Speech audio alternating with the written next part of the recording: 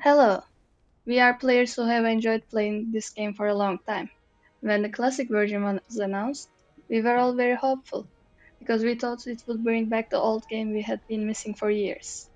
However, the game did not launch as we expected. As players, we spent a long time working out what is wrong with Blade and Soul Neo and how to fix it without damaging the game's current system and players' efforts. And we would like to present this to you. Gold will replace divine gems as the currency used in the marketplace. There will be no minimum gold amount required to add items to the marketplace. Battle Pass rewards, benefits, and price will be fixed and will not be increased or changed.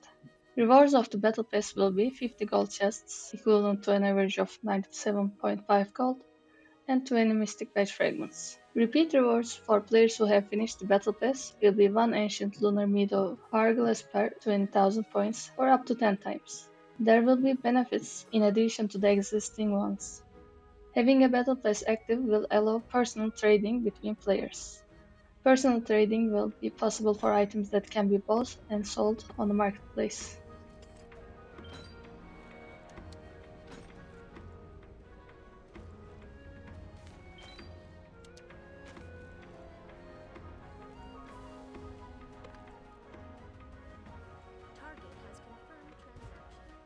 Options will be added regarding shared loot obtained with the party. For options 2 and 3, all party members must have an active Battle Pass. When the party loot sharing option is changed, a confirmation notification will be sent to party members. For example, Y to agree and to disagree and leave the party. Party members must be outside the dungeon to change the party options. Current party looting option is option 1. For low value shared items, the player who rolls the highest die wins. For high value shared items, we cannot see other players' bids. And once we bid, we cannot increase it again. The options added for party looting will be option 2. For each shared item dropped, we can see the other player's bids and continuously increase our bid above the player's bid. You have made a bid in the auction.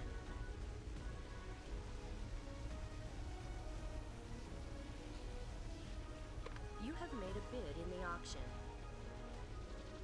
You have won the bid. Option 3. A system where the party leader decides who gets each dropped shared item. For carry runs or friend groups. VNS shop items will be fixed.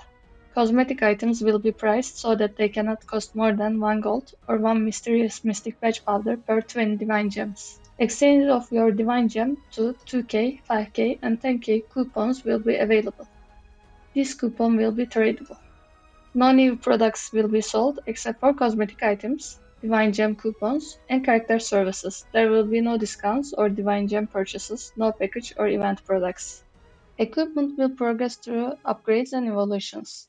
This applies to weapons, necklaces, earrings, rings, bracelets, belts, gloves, soul badges, and mystic badges. The most basic form of equipment is Homeland training equipment, and it will be obtained through quests or purchased from nameless agents in exchange for valor stones. For the upgrade and evolve progression of weapons, necklaces, earrings, rings, bracelets, belts, and gloves, Homeland training equipment plus Viridian Coast field boss sub-equipment will give us Homeland Viridian Coast equipment. Using Viridian Coast large dungeon sub-equipment, we can transform it to awakened version. Using a Viridian Coast large dungeon sub-equipment, we'll change it to true version. Then we will use the same system for Cinderlands and Moonwater. After Moonwater, we will use Silverfrost Mountain Field Boss or Dungeon sub-equipment to enhance and transform. If you want to change the two random stats on your equipment, you can absorb a Heroic or Legendary Dungeon Drop sub-equipment with the desired two stats into the main equipment to inherit its stat type and values. If the stat value of the absorbed item is lower than the minimum stat value of the Honman item, the stat is set at the minimum value. If the absorbed stat is greater than the maximum stat value, it will be set at the maximum value. If an equipment is absorbed, its soul core, skill, and mantra slot will be affected. If a heroic or legendary dungeon drop equipment is salvaged, tokens will be obtained based on its value. These tokens can be used to trade for enhancement materials from NPCs for stats on our equipment that have not reached their maximum value. By combining the time stream weapon with the Honman weapon, the life drain and enhancement effects can be transferred to the Honman weapon. The time stream weapon can be removed from the Honman weapon for free in order to upgrade it or trade it. For upgrading and evolving Soul Badge and Mystic Badge equipment, it will be roughly the same as accessories, except we will be starting from Honman training Soul Badge and building up from there. The stat system provided by Soul Badges and Mystic Badges will remain the same. Honman equipment trading will be disabled, resealing and salvaging it will not be possible. The maximum stat values of Honman equipment will be the same as the maximum stat values of currently available equipment. Non-Honman equipment will no longer be upgradable and will provide much lower AP values than Honman equipment. Non-Honman Soul and Mystic Badges will not provide skill enhancements.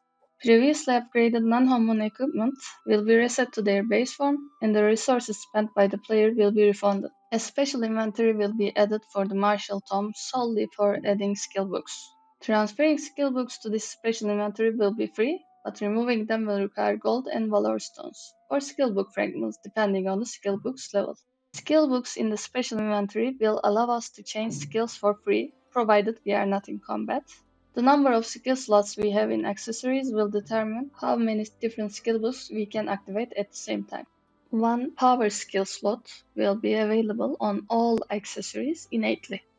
To earn skill Grandmaster points, the same skill books can only be added to these power slots. Skill with no maximum Grandmaster points will change to have a limited Grandmaster points. The Soul Badge and Mystic Badge skill enhance feature can be changed for free via the Martial Tome if you are out of combat. Consequently, other types of badges will be removed from the game, and the gold and badge fragments spent by players to obtain and upgrade badges will be refunded. Martial Tome preset pages, where we can save our selections, will be sold for gold. Preset pages will allow for more practical switching between our selected skill book, Power Skill Book, Soul Badge, and Mystic Badge skill enhanced choices. To activate Battle Pass once will be added to achievements, and the reward for this achievement will be a Heroic DPS book selection chest.